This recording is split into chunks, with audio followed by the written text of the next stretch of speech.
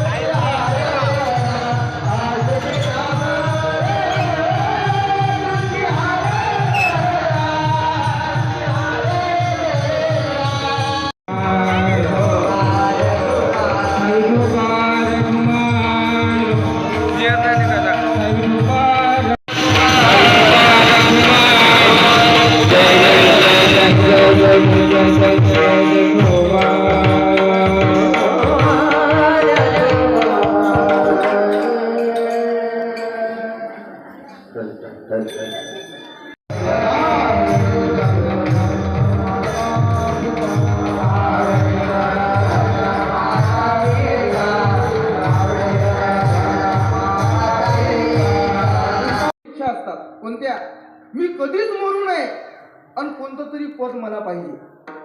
काय म्हटलं त्यांनी? मी कधीच मरू नये. कोणाला वाटतं का मरावं? कोणाला वाटतं का? जो मरायला टेकला त्यालाही मरा वाटत. एक म्हातारा 95 वर्षात झाला. किती? आमच्या गावातला सांगा, 95 वर्षाचा. म्हटलं आबा झाला, आता नातवंड वगैरे पाहिले, त्यांचे लग्न पाहिले, नातवंडाची मुलंही पाहिले. मग आबाने म्हणायला पाहिजे की नाही आता सर्व पाहिलं, आता मरायला.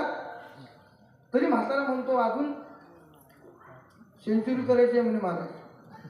म्हटलं सचिन तेंडुलकर आहे का? सेंचुरी करायची. 95 वर्षाचे झालं नाही, पुन्हा 5 वर्षात आणखी काय होणार?